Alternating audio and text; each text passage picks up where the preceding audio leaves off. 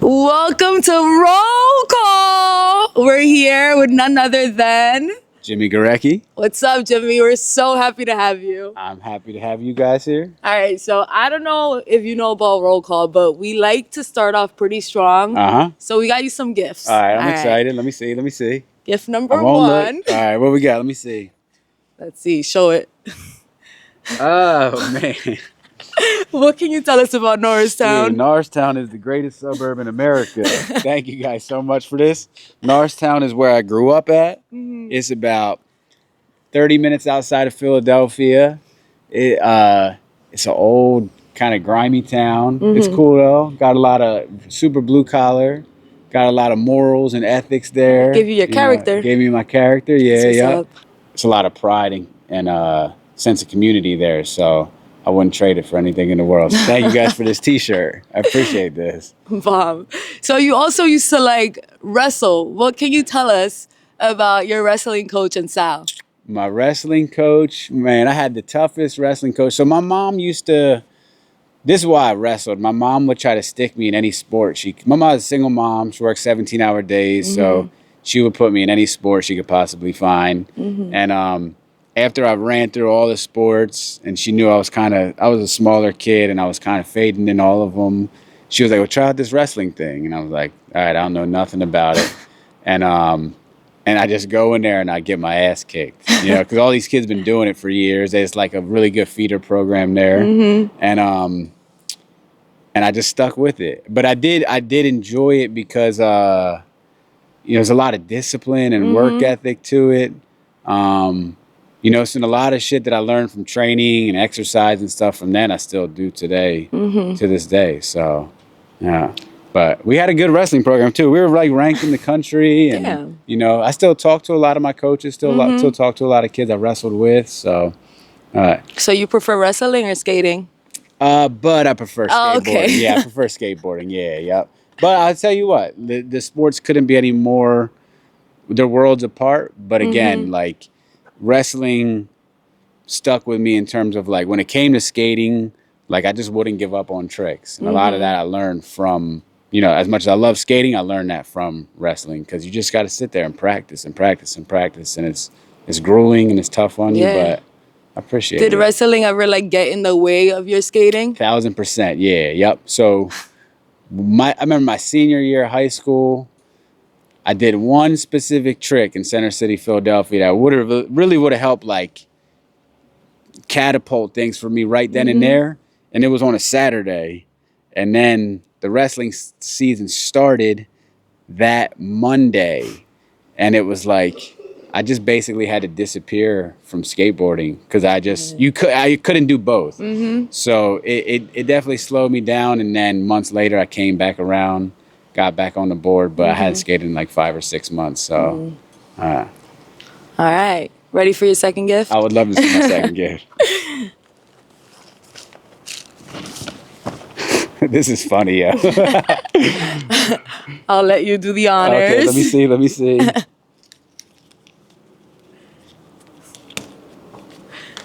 Dun, dun, dun, dun. Oh, see, this is amazing. Thank you so much. Can you see it? I might have to put it on my... I could put it on this jersey. I'll put it on my hat, too. Yeah, you got to put it on. So this is the spot. Love Park. To me, is one of the greatest skateboarding spots ever. And it's right in the heart of Philadelphia. And you had an intersection where you had City Hall is real good at skate, Municipal Building, and then Love Park. And Love Park is world famous.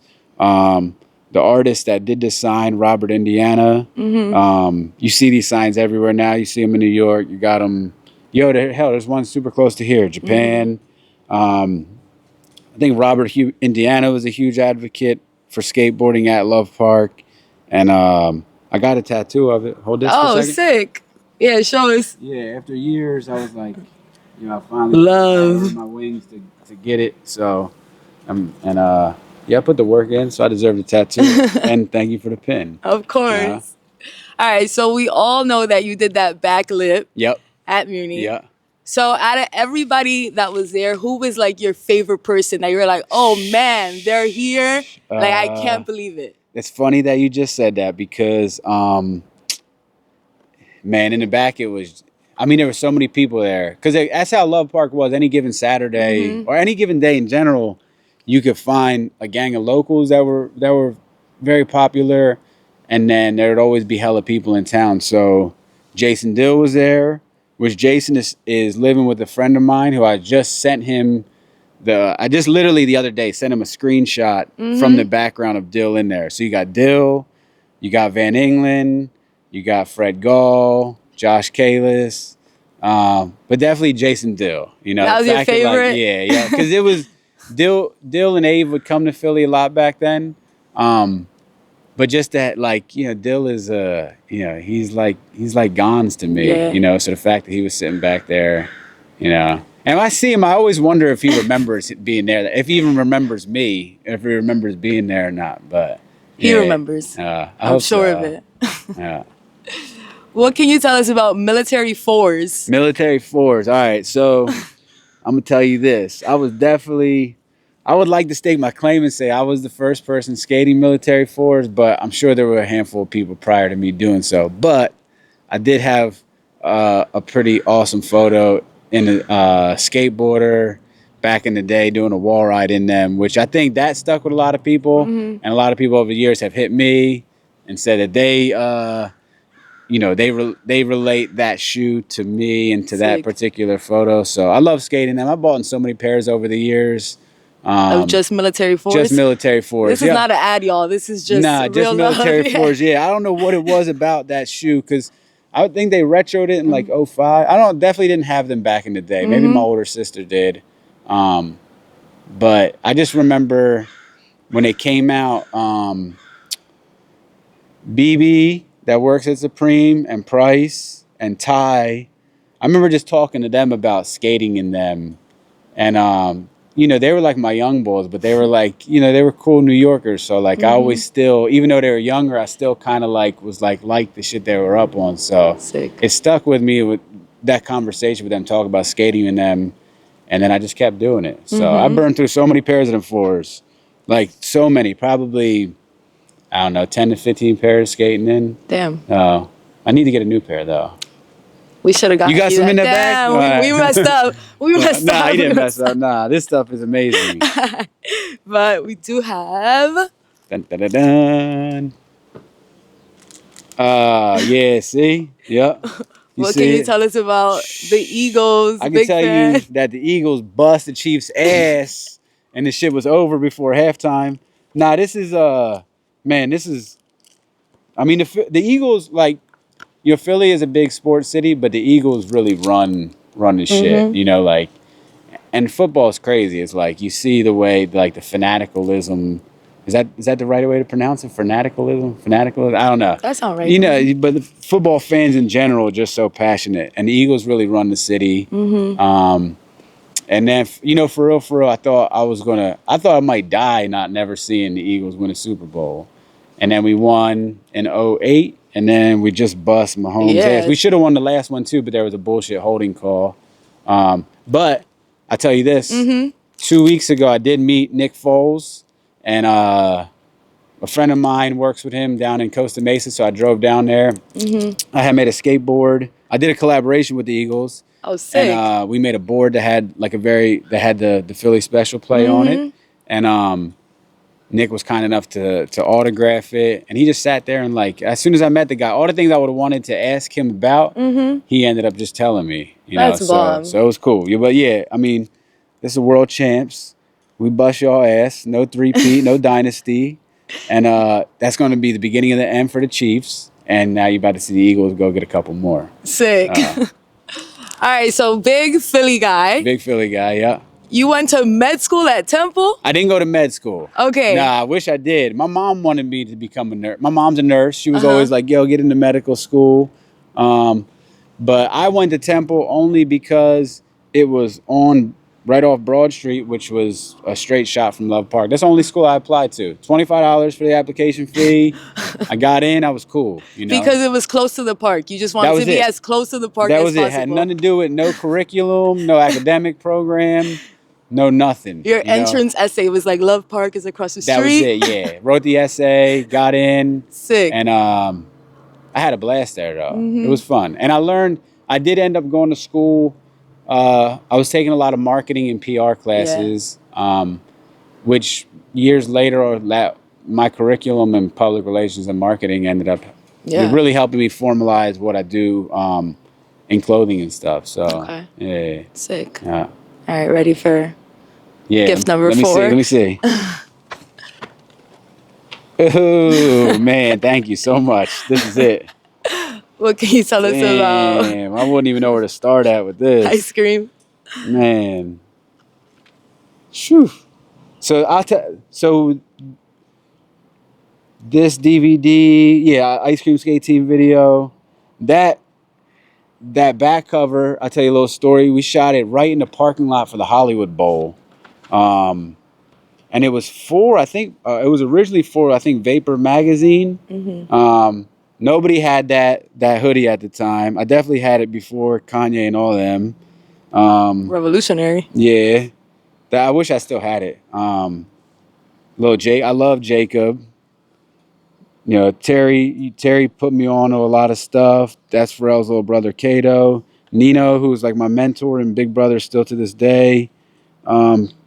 Kevin, but I mean, this video, when it came out, I originally wasn't a huge fan of it, you know, because I think coming from like a traditional skate background, I was used to just like, you film your part, everyone each has their section skating, and then that's it. It's like that era of like behind the scenes shit and like, you know, all the stuff that's so normal today with content and everybody just filming themselves. We didn't really operate like that back then. You know, it was kind of like, it was like high key cringy. Like I don't know, and maybe that's a skateboarding mentality where it's like, you just let your skating do the talking.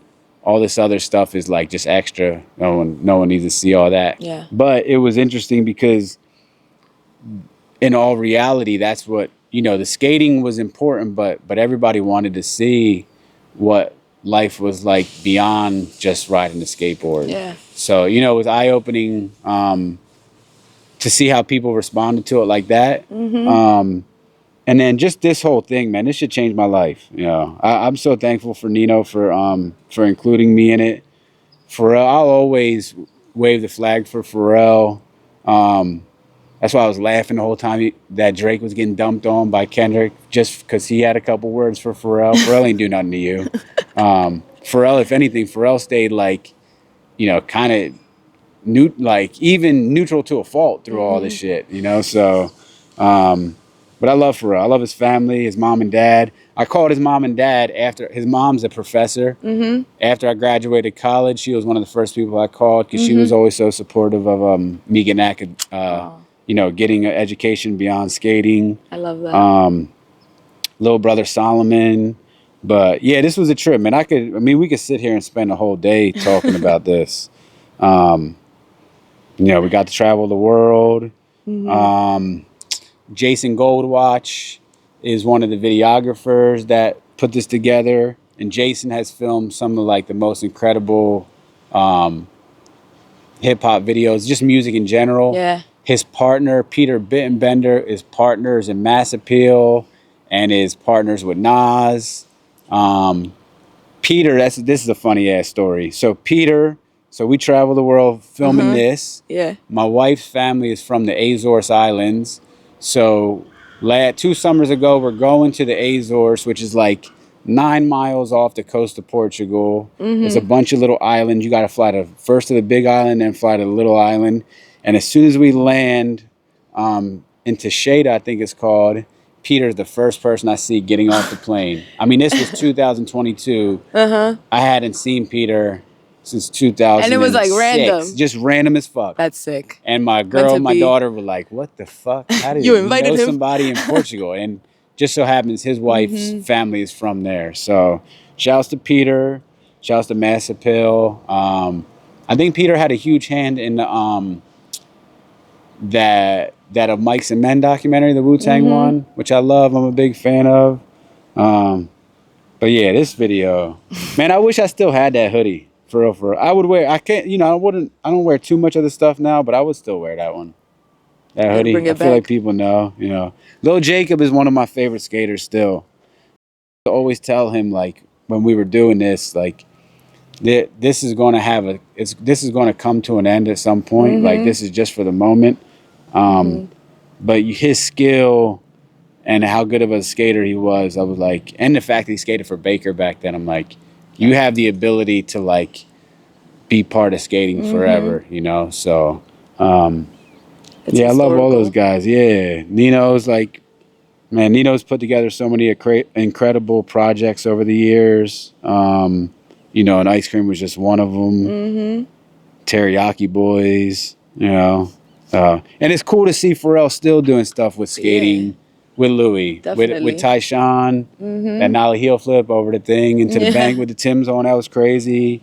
I think Carl, that skates for Chocolate, he does a lot of stuff with Pharrell. So it's awesome to see him keeping the legacy of skateboarding through his current projects. This gift took you back, huh? Yeah, hell yeah. Yeah, this is a trip. I love that. Yeah. What can you? Oh, not No. yet. I was gonna ask, cause like, what can you tell us now about Zeke and Luther? Zeke and Luther is funny. Zeke and Luther is actually as a result of this from Ice Cream. So we had, it's crazy how the universe works out. So we actually had a television deal to do a reality show on MTV for Ice Cream. Okay. And it was at the time where all them reality shows were like popping on MTV.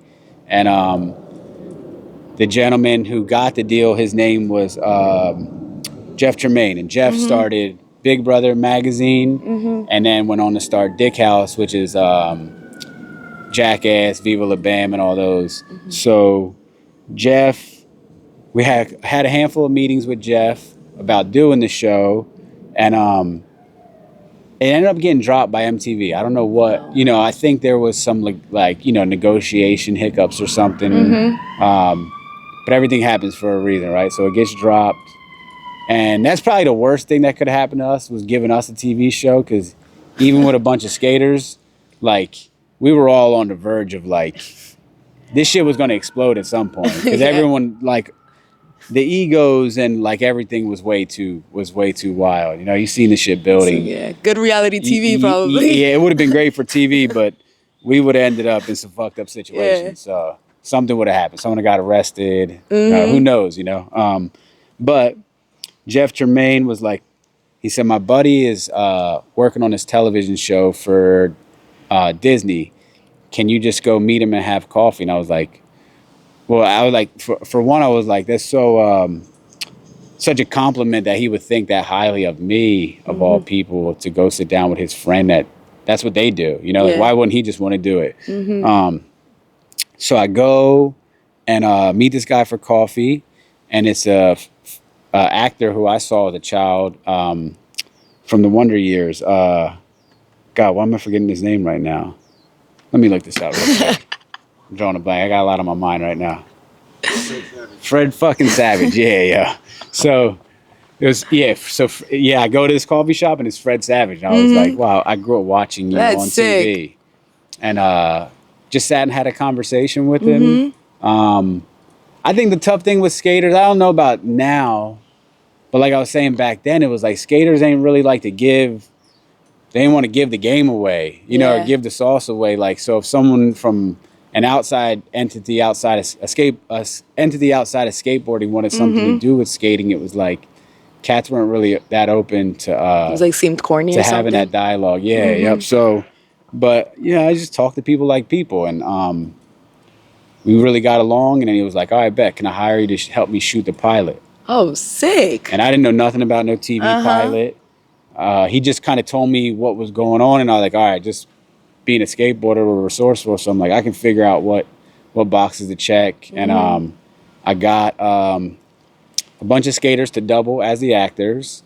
I got you got people jobs. Yeah, I did. I got filmers, jobs. photographers, because I was like, yo, if you're going to show the skate clips, this is how they got to do it. Work with the prop department, work with wardrobe, work with all of them. And I didn't think anything of it. We shot it. I got a nice check for it. I had never seen like a bag like that, just like up front, which was cool. That was January of 2008. Okay. Next month, they're like, yo, ice cream is a wrap. So no more checks showing up in a couple months. And I'm like, what the fuck am I about to do? This is like the only way I knew how to provide for myself. So in June, the guy that was working, a gentleman who I met with Fred on the pilot was like, yo, the show got picked up. And he was like, where you at? At the time, I think I was just down in Miami. I just had to get out of Philly for the winter. And he was like, well, shit, we need you back in LA in like a month. So I was like, bet. Packed the car up, just drove to LA. Terry had a crib. I was just renting the crib from him. And this is like recession time. So people were losing jobs. A lot of skaters I know were losing sponsors. And I would just hire everybody to come work on the show with me. So we did it for, I think, 3 years. So we got 3 seasons out of it. And then I guess they could have turned it around for a 4th season. But at that point, with the unions and stuff, they then got to double everybody's pay. So rather than doing that 4th season, they just cut it. But it was an amazing opportunity. And again, it was right in the middle of the recession. So it's crazy how everything just worked out in that way, you know? Man, I was getting a bag in the recession. I never seen, that was like real money to me. Like I'd never seen anything like that in my life. And it was cool because there were other people that were kind of showing me the game within television and film. And they were like, yo, Jimmy, you need to cast yourself on camera every couple of episodes because then you'll catch residuals. But the key would have been if I would have casted myself when we shot the opening credits, then I would have got a residual for every single time the show aired. Because the kids that I got those days, they're still getting paid? Probably if they were smart, they would. But they'd be in like Hawaii. Some were paying off credit card debts, but they still tell me to this day, like, yo, Jimmy, you helped me out a lot back then. So it was cool. And it's like Disney, you know, that's a big deal. It was a trip because I would get like a wad of money from the prop people and go to there's a skate shop in Redondo Beach. I think it's called ZT's, or I forget the name of it. And I just would go there and just put the wad down and like, give me 20 sets of Swiss, give me 20 sets of Spitfires, give me 5 sets of trucks, give me everything. And I would do it regularly. So it was funny because I remember when the show came out, a few cats had some like funny shit to say, and I'd be like, bro, you're not putting no money in a skate shop. You know what I'm saying? In a register like that. So, you know, but yeah, it was cool. I knew what I was doing. So, yeah, but thank you. Yeah, there's a lot of stuff came out of this, you know? A lot of good stuff. You know, I still talk to Nino. I wish I still talked to a lot of these guys more, but, you know, that's life. You know, yeah, this is a trip. This takes me back. I love that. Well, hopefully our last gift also takes you back a little bit. There's more. Damn. It's like an endless It's kind of like gifts. my favorite one. What can you tell us? Yes. Devin. Look at this. So this one is amazing. I'm going to put this one down for a second. So I have the most incredible wife and partner, mother of my child. Her name is Devin Tylis, but she goes by the artist name Dev. And Devin sung the hook on Like a G6. So Like a G6. It was actually her song, and her and the gentleman that she came up making music with, if I'm not mistaken, reproduced the song and wrote this with Far East Movement. And this song changed her life. It was a hit. Yeah. I love it's that a trip. song. She I guess it's having like a second win right now too. So it's like she's like all these kids that like grew up on the song. You know, some of them might be a bit younger. Now they're in the club and they're loving it. She got booked Saturday here in LA and did it, and she said it went off. So yeah, this is a trip. Yeah, Like a G6. Dev. Let me see who they got on here. The Far East Movement, Great Kids, K-Town Kids, if I'm not mistaken. Then they got Carrie Hilson on there, Freak Music, Snoop. Yeah. It's a good track. Yeah, Like a G6. Yeah, featuring the Cataracts and Dev. So, and Devin just, so she's from Central Valley, and she came up making music with 2 kids, Niles and David. Niles goes by the name Cashmere. He's like a huge DJ now. David is also in another band called Terror Jr. So they have all had success outside of just this stuff, but they all just reconnected to put out a record recently that I think the dance and EDM world was really fucking with. So she's psyched to be back working with them. And it's funny because our daughter don't follow us on none of her social medias. And we're like, why? And she was like, yeah, because my friends see the stuff y'all do, you know, and then they get weird towards her about it. So I was like, all right, respect. I get it, you know. So, but yeah, this is cool. Thank you so much. I'm going to give this to Devin as soon as I see her today. What can you tell us about Nicki Minaj voiceovers?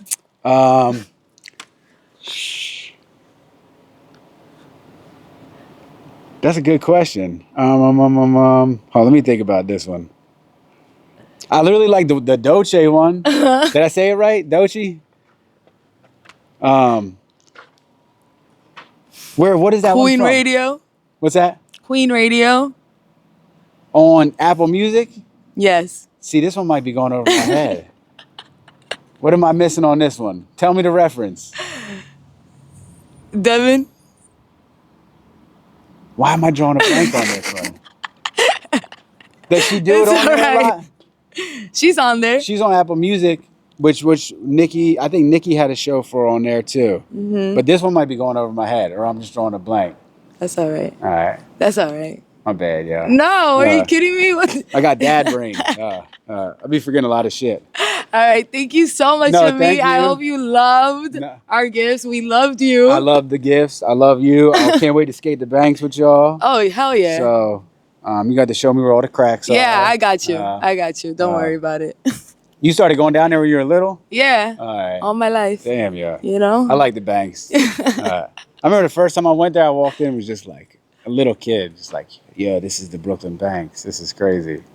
Definitely ollied the wall back in the day into the street. Never did anything else over it, but we gotta go when it's like totally fully open. yeah, that's cool that they're reopening.